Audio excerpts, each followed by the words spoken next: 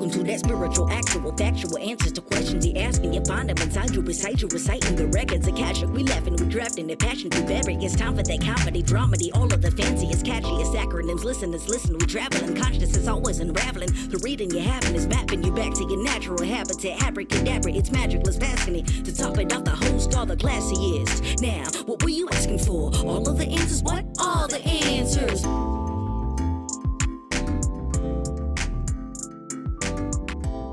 So you went back to Miami. Yeah. I feel like that's a song. I don't know if it is. Is there a song called Back to Miami? Sure. Going back to Miami. What else you got? Going back to my roots. Yeah. I don't know if that's the song. I think I made that up, but maybe.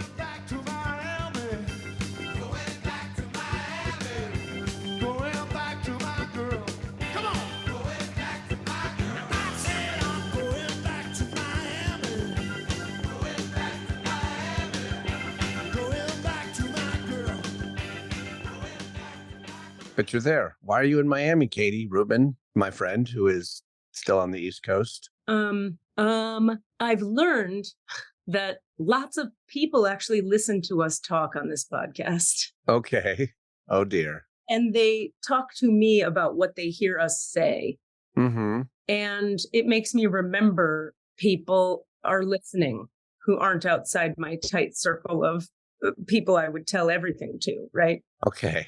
There's a thing about, so given that, there's a thing about when you have a very difficult relationship with your mother. Okay. Where unconsciously human beings who haven't had a very, very, very, very, very, very, very, very toxic, hard or bad time in that realm really, really, really have a hard time not judging the child person, the adult child, as being a spoiled brat baby for not having a relationship anymore. Right. It's sort of like anytime I go to talk about, like with my students, it's different because I'm so clear on the truth and the healthiness of my choices. Mm-hmm. That context, that when I'm teaching, I don't feel this fear and concern. But in a social context like this, where just anybody can listen to us, it's similar to just being out in the world where when you try to, any words I start to say to explain why I don't have a relationship with my mother immediately activate for other people lots of judgments of me. Right. And lots of assumptions about what I could have done, what I should have done, what I didn't do, where I didn't try hard enough. To which, and I can see it on their faces, they try to be polite, but they say things like, well, just think about how you're going to feel when she's gone. Many people have said that to me recently, to which I want to say, why don't you ask me one question, even just one, about what my experience has been for the course of my entire 40 million years on Earth this time around, before you go assuming you know anything about how I'm gonna feel when she's gone. Right. But so here's my point. It's like people have, if you haven't been through this particular challenge in life, human beings have a very hard time imagining a world in which it might actually be correct, justified, and the healthiest option for an adult child to not be in communication with their female parent figure. Yeah. So that is very painful for me.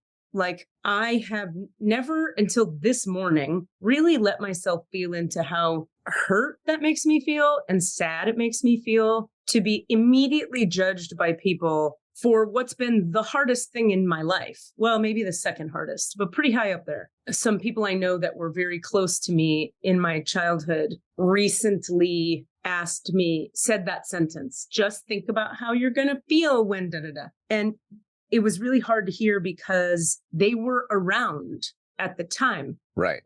Even the people that were around got the show. The show. Right. And it's not trusting your story. Well, that goes along with this idea of like people who, well, that's not my experience. So yours must be invalid because that's not my experience. Exactly. And it's extra confusing, gaslighting, hard, painful for me when people who were around through no fault of their own, they didn't see when the mask came off and I was a Right. They didn't see that. They saw this beautifully performed mask presentation every time they interacted with our family. Yeah. And they would leave, and a millisecond later, the mask was gone and the pain was back for me. How do people, I mean, we've been exposed to so much media at this point that explains that abusers are good hiders, that abusers are good performers. That movie has been made, that TV show has been done, that talk show has been talked, that book has been written 17 times. Yeah. I think I have all the answers, Cassidy. Oh. Do you have allanswerspod@gmail.com, Katie? You should call our podcast that. But I have a theory. Having worked with people this long now and having had several clients come into my practice who, some people come into my practice and their mom is not the healthiest person, and we work with it in a very different way. I don't blanket statement tell people to not be in touch with their mother figure. It's actually can be very damaging to people to cut that person out of their lives. It's not the very best and only highest option. Yeah. Because like attracts like, I have had a handful, maybe three total, 2 or 3 people come into my practice who psychically I get, oh God, this is not going to work for you. You got to cut them off. Yeah. Having worked with other people in that situation and having had the privilege of getting to sort of support and handhold and nurture people through a process like that, has helped me understand me better and has also helped me come to realize that it's so very difficult for the human psyche to actually own when something was hard from the female parent figure, because to survive it, you have to build a denial system that says, this is reality. This is okay. This is life. Mom and dad are God. They are the female and the male God to a child. Mm-hmm. It doesn't have a prefrontal cortex developed. So they're powerless. They can't survive on their own. And there's God in the house, mom and dad, or whatever your version of that was, whether not to genderize it, but that is whatever your parent figures were, that's God in the beginning for you. So when people get to the point where they have to go, oh shit, I guess God was actually really fucking mean to me, really mean, so mean that it fucked me up completely, entirely. They can't initially. They can't. They just go, well, yeah, but everybody goes through stuff. Or, yeah. Well, but it wasn't that bad. They're listening to me. She grabbed me by the hair and threw me into the wall a few times. She hit me in the face whenever I was loud. She told me everything I wore looked bad on me. I was fat, and then I had to go to fat camp when I was 11. But it wasn't that bad, and everybody has a hard time. And how bad was it really? Right. People can't break the denial because it's so devastating to finally face the pain of how bad it was. The pain that got encapsulated into an exiled part of self so that the psyche and the body could survive it. That pain, it's almost unbearably painful to face for most people. And that's why most people stay in family dynamics that are awful for them, because other people have it. And how bad is it really? And look, we have this beautiful house and our dogs are nice. Yeah. I can't tell you how often I run into that just in the social world. I made a new friend recently who told me some stories about his mom, and I just went, what? And he just, he paid for her funeral and did everything she said until she was 99 and he was 70, because it just, well, that's my mother. Well, that's right. Just what you do. There are starving people in China or whatever the fuck we tell ourselves. Yeah. So I am a weirdo in that I have chosen to not do the thing most people do. And so it's a really hard thing to talk about when, I'm just going to say this much, when that figure, because I chose to stop communication and not have a relationship, which was the best choice for me at the time I chose it, not for everybody, not for every situation, for me at the time I chose it. If she in fact might be at the very, very thread hanging on by end of her experience this time around in a body, and I might be getting information about that from humans, all of the guilt and fear for me is up. I'm wrong. I'm bad again. I'm toxic. I'm selfish. it's all my fault. I should contact her. How will I feel once she's blah, blah? And I already know in my heart of hearts and in my soul the correct thing for me to do. And yet all that stuff is up right now. And the cool thing is, let me think about how to say this. We're cutting out a section just now, so I'll just catch people up. I'm just emotional now because of whenever there's been contact, it's always very painful and activating for me. And the only person who can believe me or understand it to the depths of how it really was is my father, because I'm an only child. And my dad and I didn't used to have a relationship where we would talk about anything real, but he's been through his own growth in recent years. And so I actually ended up speaking with him today because some things have happened that really triggered that terror and nausea and really strong grief for like a whole childhood and life of not having that figure and just having, not only not having it, but having, evil come at me. It's like, it's one thing to grieve the loss of nurturance that figure is supposed to provide, but it's another thing to grieve all the time that the darkness had you by the throat. It wasn't just lack of something. It was bad. I can hear my guides and my angels saying, you have to say this because you have to let people know it's okay to admit how bad it was. There has to be an example of somebody who will say, no, I'm not going to sugarcoat it. And it's not just a thing that people deal with. It's not.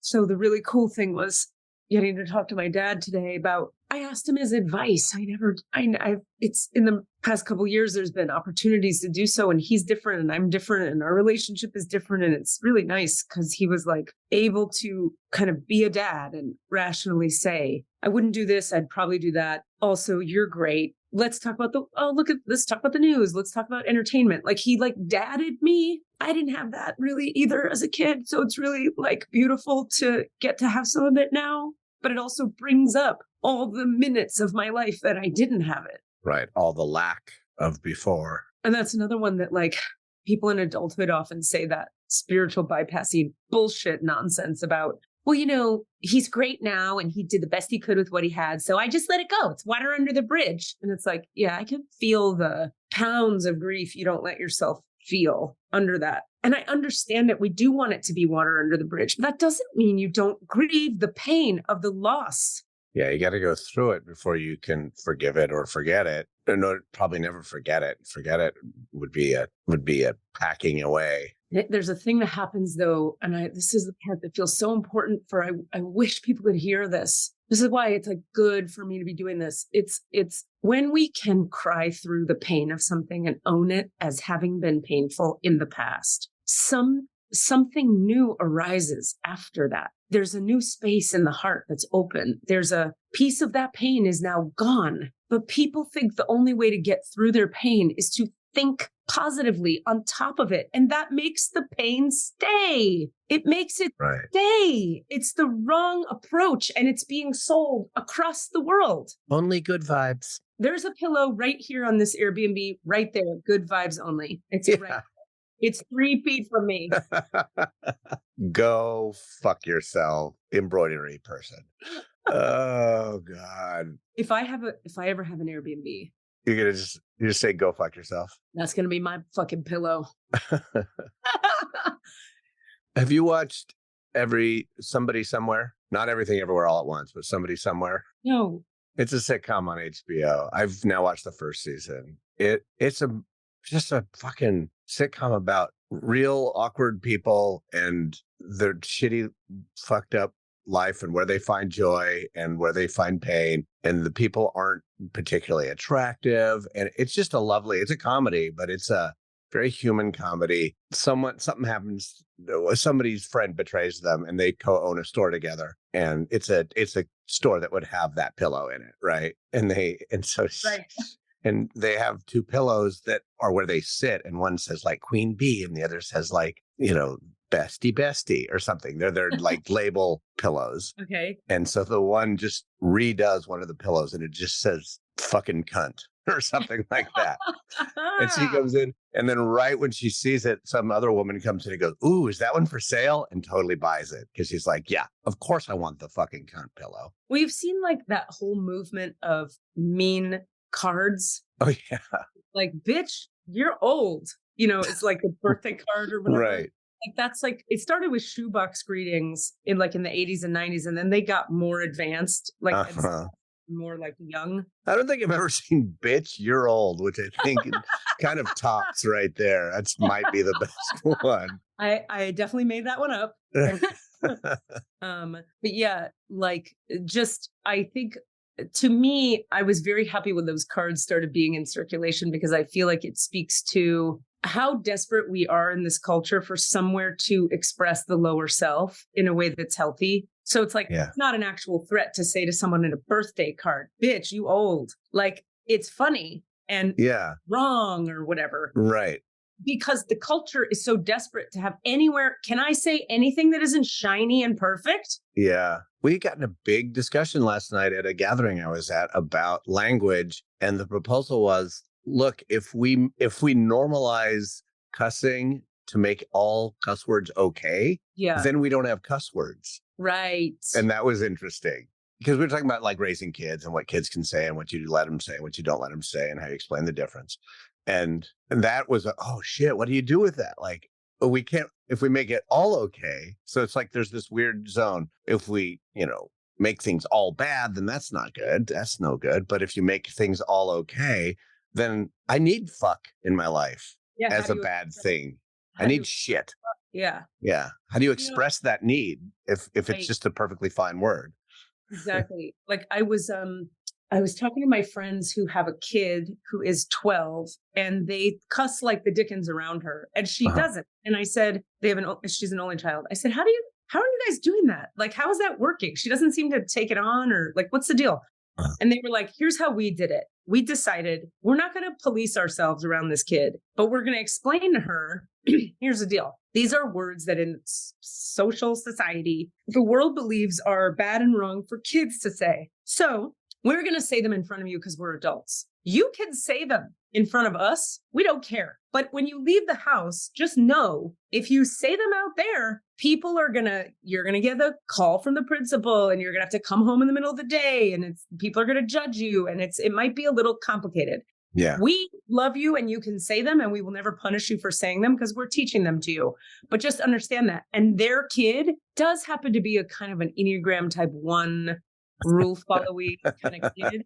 So the kid doesn't cuss in the house. He never cusses. They could, but they don't. Ever, never. Doesn't care. Doesn't need to. It's not a big deal. See, I don't remember ever being told that, but that was naturally the way in my house. I cussed at home and I didn't cuss at school because I knew that was a dumb choice. Like, I'm not going to get in trouble at school.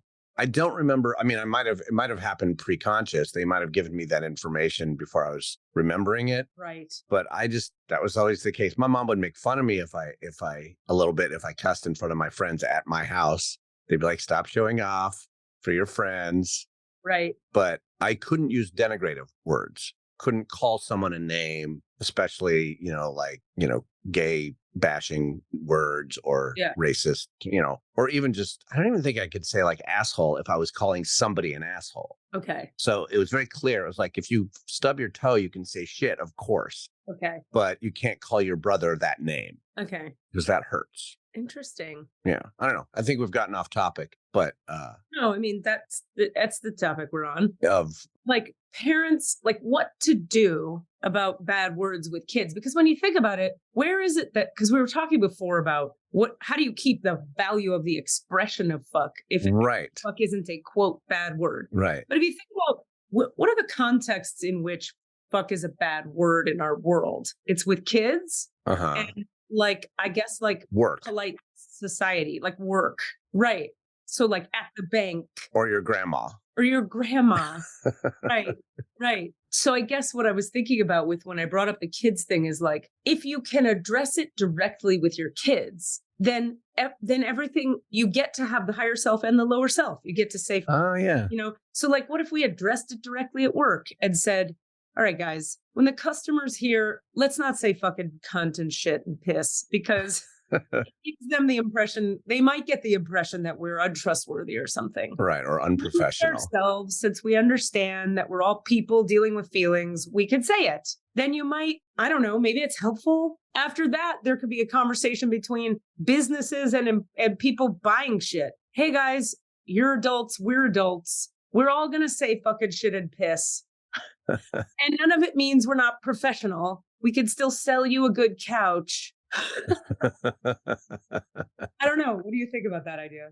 I mean, you mean be open and relational in our communication? That, I don't know if that's okay. I feel suspicious about that idea, sarcasm. Make an excellent point. Yeah, no, but that's, I think what we're talking about is giving more, what's the word we use? Not judgment, but I have good allowance, faith, good faith. Word just stopped working. You know what I say when I sometimes get frustrated with, well, of course you're engaging in judgment. You've decided one thing over another, but instead that's not judgment. That is allowance. No. Ooh, shit fiddlesticks. Fuck. Wait, it's not judgment. I don't understand what you're asking. If I choose something, I'm exercising free will, choice, options. This is a fun game. Oh my Not God. judgment. Discernment. We both thought of it at the same moment. Yeah, it's almost like we're exercising the discernment muscle when we give a kid that choice. Right. We say, you can choose these words because they're useful and they're fun and they're good. Right.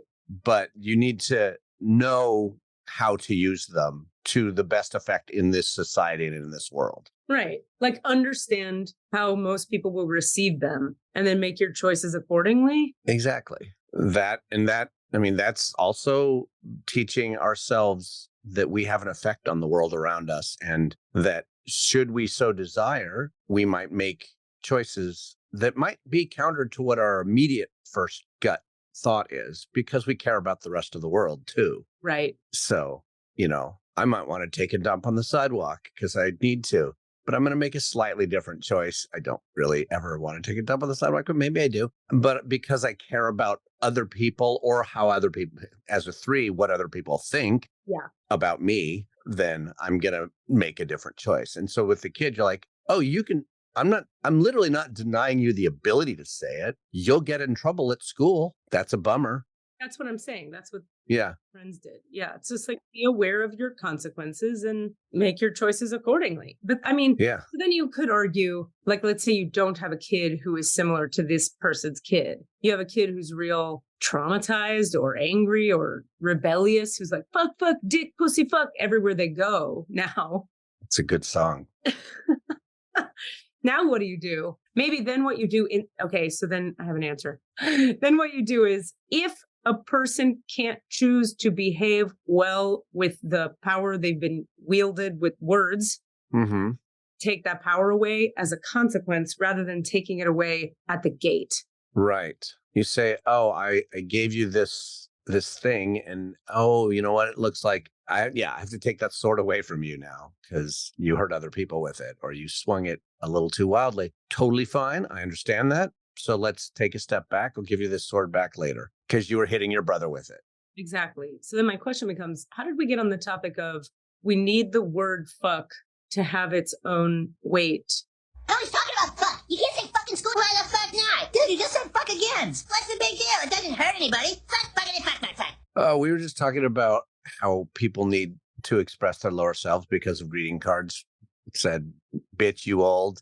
And that went back to toxic positivity, which went back to your pillow that is literally across from you when people are trying to say you should forgive your mother.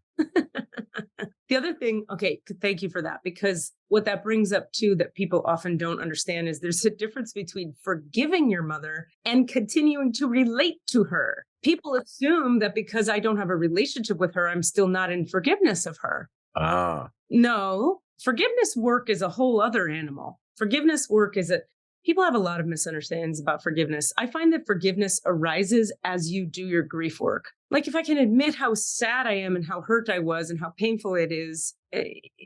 Now we're talking about, by the way, a case where you can't just have a conversation. Like you can easily forgive someone if they come to you and go, I am so sorry. It was wrong what I did. And they change their behavior. Then it's easier to forgive. But if you can't have a reconciliation conversation for whatever reason, forgiveness work becomes a very deep thing. It's internal, it's in the heart, and you got to be mad, hurt, scared, and sad in your heart until you're not anymore. And then all of a sudden, the secondary arising from, or the secondary result, or a secondary result of doing that work is all of a sudden you go, wow, I bet they were suffering a lot, that person who did that. And they only did it because they were in pain. But this idea that we should just forgive, just decide to forgive now.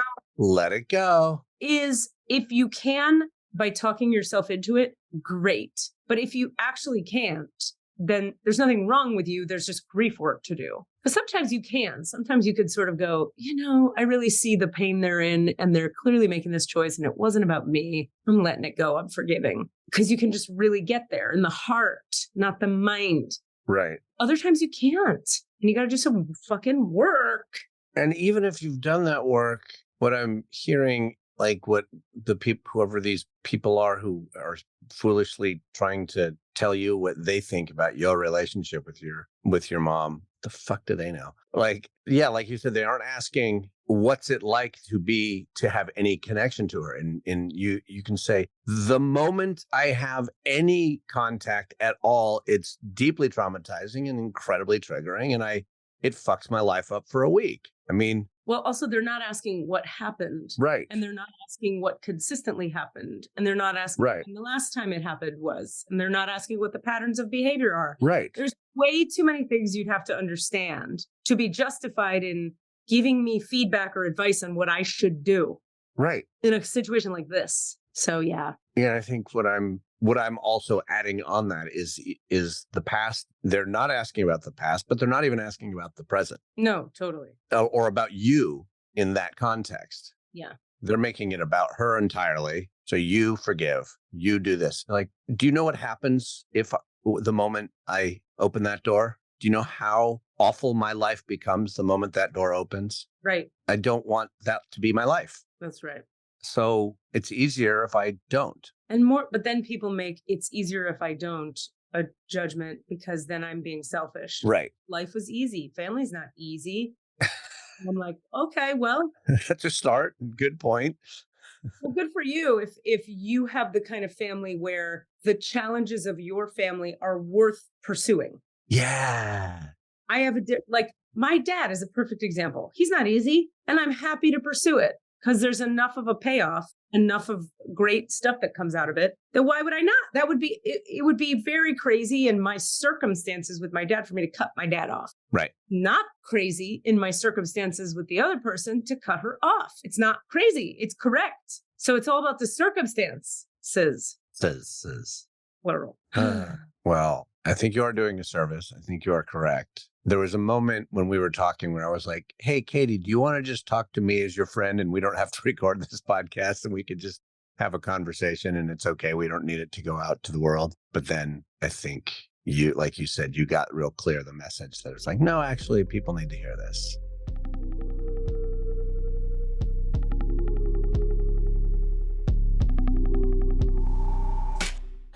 What's up? It's Romy. So I was slightly depressed for a couple of weeks.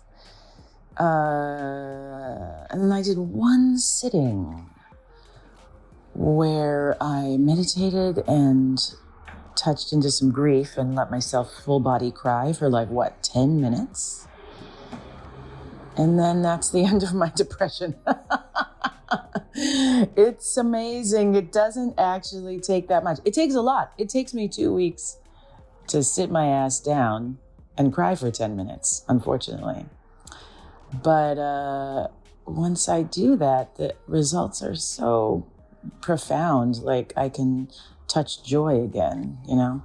So interesting. Have you cried today? I recommend it. Romy's Rules.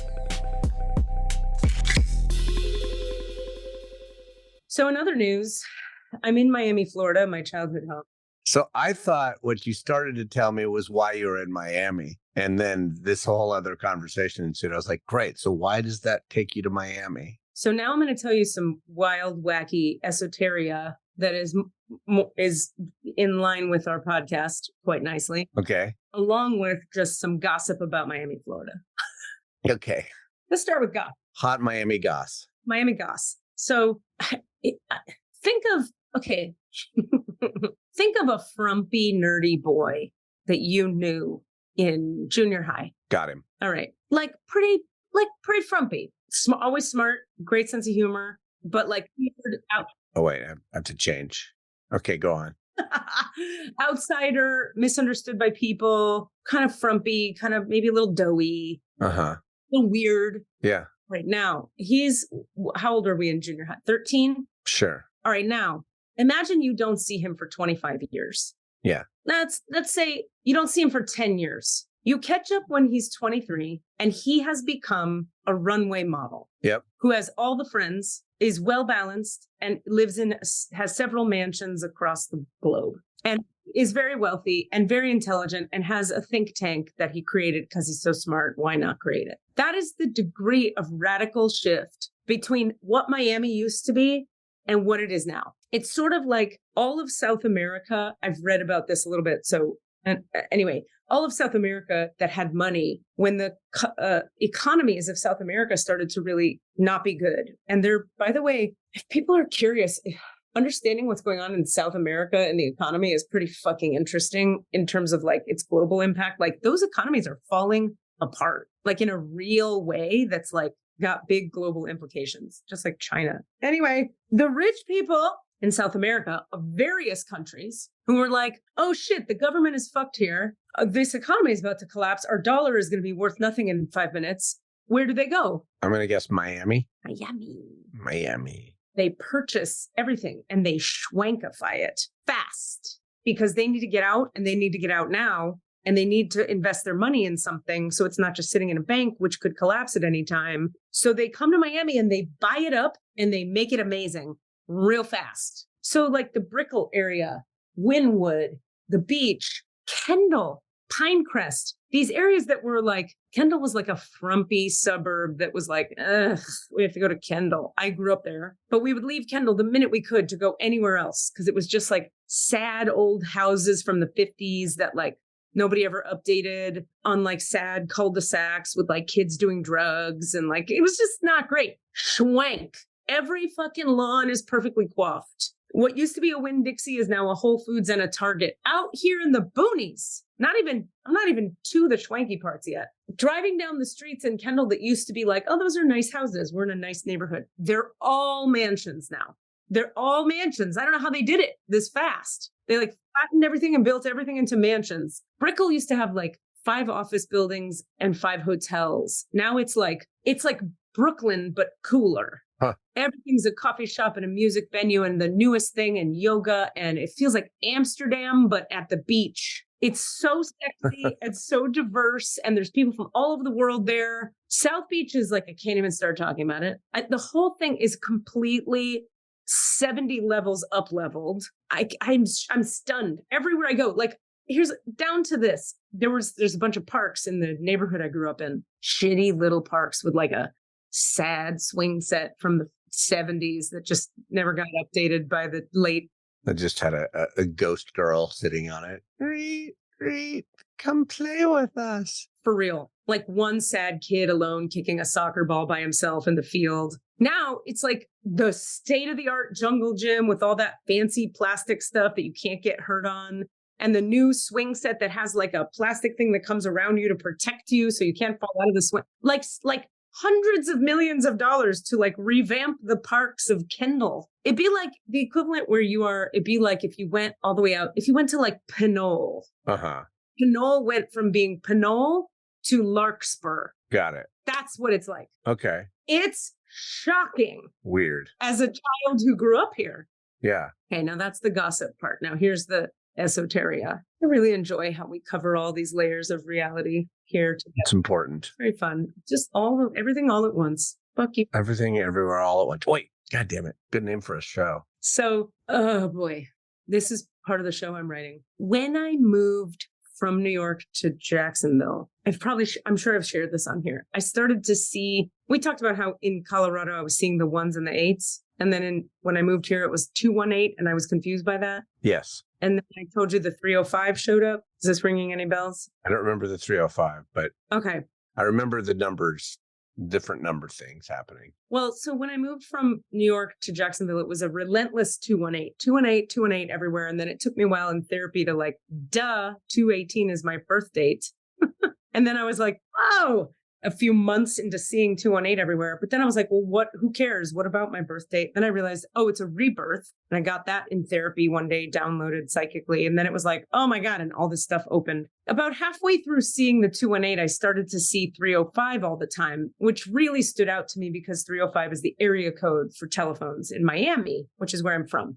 Right. But I was, at the time, I was so fixated on the 218 for some reason. I just couldn't figure that one out. And I was fixated on it. I don't know. I just wasn't ready to look at the 305. That I kept thinking okay, 305 is just the location of where the traumas were. So I guess that's why it's being pointed out to me. I just didn't think about it. And then. But you weren't pulled at all to move to Miami. No, or barely to visit, just nothing. Then the 218 sort of got integrated when I really started to deeply honor it. It's these numbers show up for me because they're asking me to honor inside myself something I'm needing to honor, something I'm needing to own inside of me.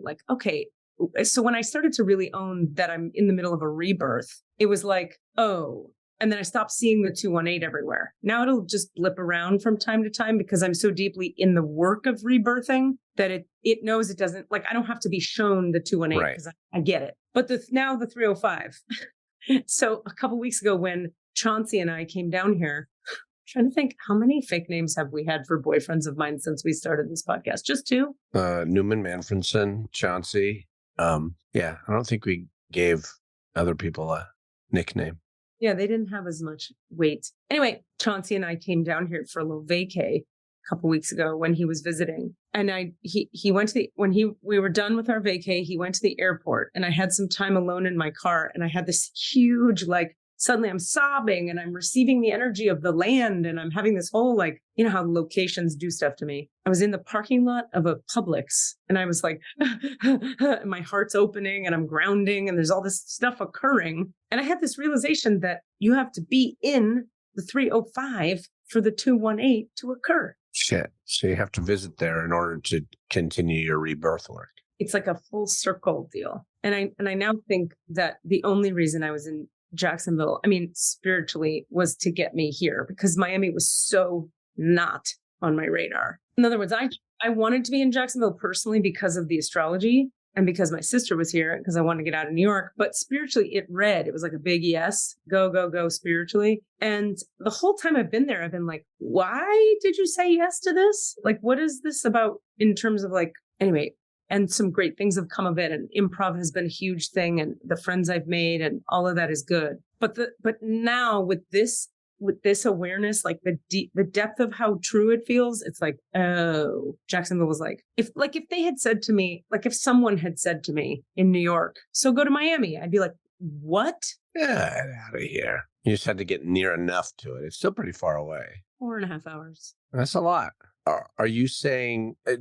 So is this trip triggered by the mom stuff that's going on? You're I need to get there and do some more rebirth because I'm being okay. It's the other order. The numbers have me down here. I'm well, let's find out about this being there thing. So I'm here, being here, and then that's happening.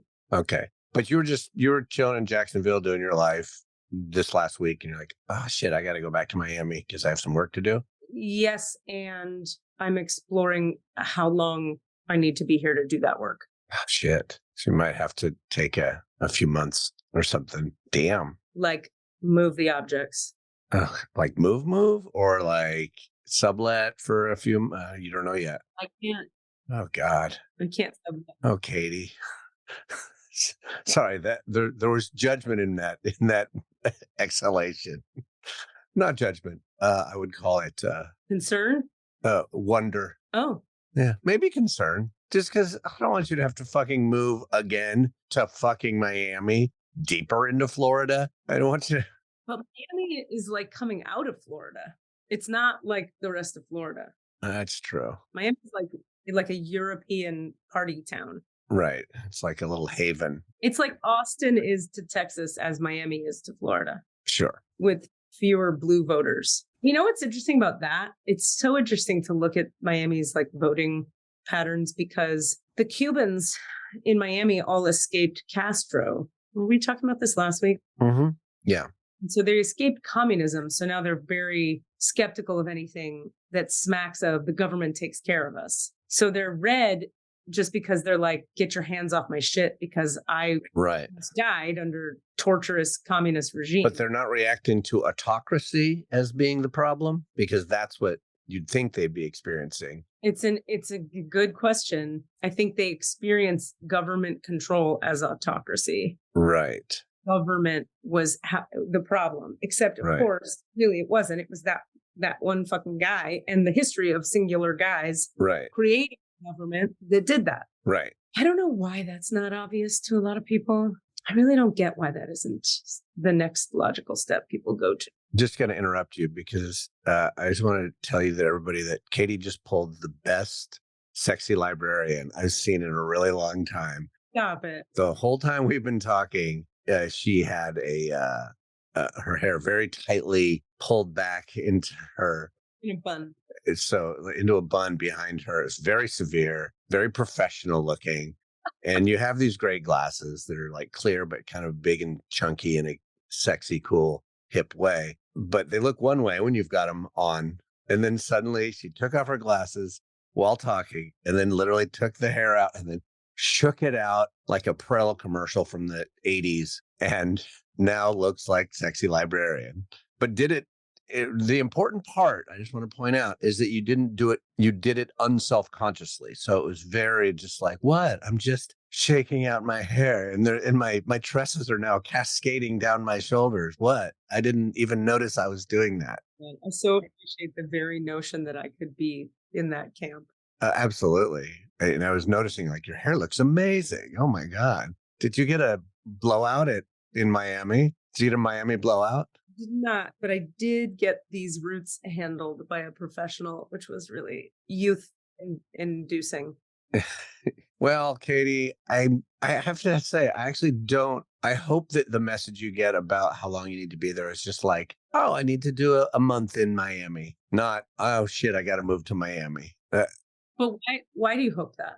Well, because you're already like, I think I have to move to Atlanta or back to the Bay Area. And now it's also moved to Miami, but it's not stay. I don't know. It's like I don't have any actual pull to Atlanta. I just think it's a good idea.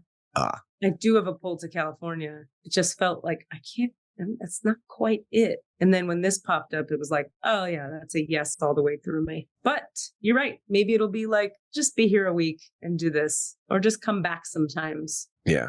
I don't know. I love your ability to follow those things. Pretty weird, I know, but thank you. Yeah. I mean, I just really want what's in your highest good, but I'm hoping your highest good says, oh, that's not it. Yeah, you want it to be easeful on me and not so hard. Yeah, not so uprooting constantly. Once a year, boom, boom. Wait, how long have you been in Jacksonville? Not even a year. Oh, so you got to wait a couple more months until you got to hit that year mark. Maybe. Yeah. Maybe not.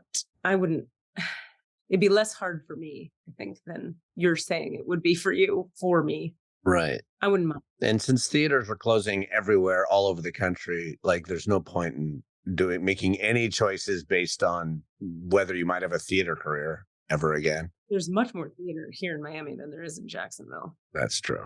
Much more. Right now. Exactly. I mean, so what's going on? What's your theory about this? Just they didn't survive COVID? That's a big part of it. It was, I gather though that a lot of these are people saying like, this has been coming for a long time, but it got triggered by COVID in the sense that like, oh, most of these companies have been operating on an unsustainable model of running debt and and reliance on this and building, and then like focusing on real estate and all the things that the bigger theaters have been doing for so long. Right. And that unsustainability is then triggered by COVID and loss of revenue and inability to produce. Which basically says delete the reserves. And then once you delete the reserves, you don't have enough to come back. You can't keep operating. Yeah. You just can't keep operating, even though you are operating, like the Mark Taper Forum and or the CTG Center Theater Group in LA, they literally just had to cease operations at one of their theaters. Just, nope, that's it. We're done. We stopped. They did? Yeah. At the Mark Taper Forum, the other theater, they control 2 theaters, and they just said, nope, we're not doing the Mark Taper Forum right now. Suspend. They suspended, which meant like Larissa Fasthorse's play. So the first major Native American play to be debuted there got kiboshed. What's the latest with ACT? ACT's still doing. I don't know what's. They're doing shows? They're doing shows, and they haven't announced any kind of. One of their stages, right? Not both, or is it? No, they're still using both. And I mean, that's a whole other thing. Like, I don't know how they're maintaining the Strand, just because the neighborhood and the street around the Strand is so the opposite of their clientele. We'll put it that way. Like it's hard to walk up to that theater. It sure is. I've been there. And it always was a little bit, and it's way worse. I mean, I did a show there in the upstairs space, and like, I definitely, some of my less adventurous family and friends just didn't come to the show. Here I was finally in a play for the first time, and they're my big fans and they love me, and they just didn't come to the show because they couldn't deal with navigating that space. Yeah. I heard about, Jesus, some kind of energy is moving right now. But I heard about, what's the one in Berkeley or Orinda? Oh, you mean Cal Shakes? Yeah. Yeah. I mean, Cal Shakes just ceased production operations. They're basically now a community venue. They're trying that model out for a year. I feel like that's also a suspension of operations and trying to figure out how to create community and bring stuff into their space and offer their space to their community at a high rent is the problem. But they're presenting. They've become a presenting house. Like a touring house that people will rent. Yeah, either touring house or even like SF Shakes, when they do their park tours, one of their stops will be a couple weekends at Cal Shakes. Yeah. They'll just install their set on that space. I just went and saw a Native American stand-up comedy show out there that they helped to sponsor. It was great. It was a full house. It was a lot of fun, but they're not doing Cal Shakes anymore. I don't know. It's What about how do we think, what's the theory we have about how SF Playhouse is staying open? Oh, I want to put this in the friendliest terms because I don't begrudge it, but they're playing for the most part to the masses. To the mass. They're playing directly to the masses, and they're doing a good enough job at it. But I still kind of am surprised, only because yeah, the numbers are, but they're on Union Square. I don't know how you keep the doors open ever on Union Square. Yeah. It's hard to do if you're full houses. So and they are selling the fuck out. They have the biggest, and I didn't realize it. I think they're doing dynamic pricing, which is frustrating. So like I went to see if I could, their most Bay Area theater, the top ticket price is, 60 or 70, and that's a lot, and you can usually get something for, 30 or something or 20 even. And I was like, oh, I want to see about taking Denise to see A Chorus Line, which they're doing right now, and people are raving about. It sounds like it's really good. And I went on the website, just, what is a ticket? If I had to buy a ticket rather than working some deal, it was $120. I was like, that's Broadway. That's touring prices. What does dynamic pricing mean?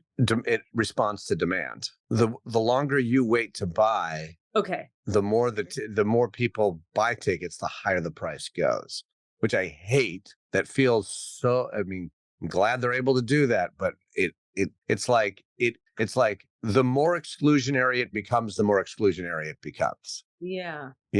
Yeah. And it's like, well, what can the market bear? It's like, yeah, I know. And they are staying open. Other theaters are closing. And it's a bummer because it's coming at a time when we're also clamoring for access and everybody's voice is being heard and, not relying on the old chestnuts because we want to do work that speaks to the moment and speaks to the people and speaks to as broad a base as possible. And then, but because of COVID, it is said like, guess what? If you do that, you just won't be able to do anything because you start doing that and you sell a few less tickets and then you have to shut your doors. So guess what? Now you're not even doing it at all. No, I mean, I know, like, that's to me why I think they're smart and I'm actually in support of it, because there's a shot for people like you and I to do something artsy and interesting if they still fucking exist. Right. They don't exist. You can't do anything interesting. So I give them credit for producing this line or whatever. So at least like recover in the moment and then let's get back to the work of actually making art. If that's their priority. Right. And I think their priority is making entertainment, and that's great. You know, do it. I mean, they've made some interesting artsy choices over the years, and they're both, the people who run it are actors enough themselves, actor, producer, people that I'm assuming they want creative fulfillment, but that knowing them a little, I know they do. But you got to keep them doors open. Yeah. And they are where other people are not. I would love to know so badly the overhead to run a place like that and to keep those doors open. I just can't even imagine what their rent is. You know what I mean? Mm-hmm. Like, what do you think the rent is in that space? 10 grand a month?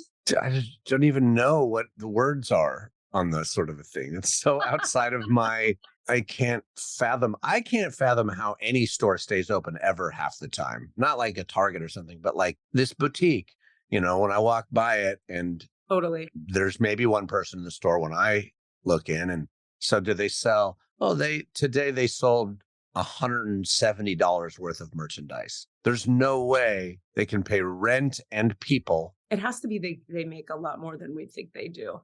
Yeah. Or every single one of them is a cocaine dealing, money laundering front. That's likely. Sugar, I actually have to hop off pretty soon here. That's okay. We've had a conversation about some stuff. Yeah, I am really interested in this yawning I'm doing right now, too. It's very suspect. Oh, my God. You might have to get through some more stuff. I'll just report on that topic. Yeah. I've been doing my assignment was to do the prayers 3 times, all 3 prayers 3 times a day, every day. And I've been doing it and, you know, I haven't had any whoa yet. It's only been a week. But every time I start doing it, after about on the second iteration of the first prayer, the fucking yawns start just roaring in. Oh, like good. I start moving shit. And it's really fun to notice those as moving rather than as I'm sleepy. Yeah. Because when I check it, I'm like, yeah, I'm not sleepy, but man, I can't stop yawning. And then that happens throughout all the prayers for the rest of the time. So if nothing else, I'm getting that very simple experience of like. Okay, but let's just be very clear for people listening. It may feel like a simple experience in the short term, but that's creating a lot in the long term. Like that's processing deep stuff such that you won't have it anymore. Yeah. So I am creating the space for the golden light. I am moving out the lower vibrations. I am allowing in the higher vibrations. That one especially, when I'm doing the higher vibration, allow it in. So it's like pushing out. It's make room because we're coming in. Make room because we're coming in, you know. That's exactly how it works. So I'm happy for you. That's cool. So I recognize what your yawning is. I love you. It's good to see you. I'm going to go do some more work and I'll report back next week. Okay. Love you back. We'll talk later. Bye. Do your work. What are you asking for? All of the answers? Say what? All of the answers? Yeah, all the answers. Hey guys, thanks for listening. We'd love to hear from you. Please email us with your questions so that we have questions to answer in the Akashic Records. Our email address is allanswerspod@gmail.com. That's allanswerspod@gmail.com. And if you'd like to find us on Facebook or Twitter, it's @allanswerspod, @allanswerspod. Thank you. I'm sorry. Actually, what I said was, how would you like to suck my balls? Mixed and edited by Desmond McNeese for We Mixed It, LLC. Go to whatsoundsawesome.com. Holy shit, dude.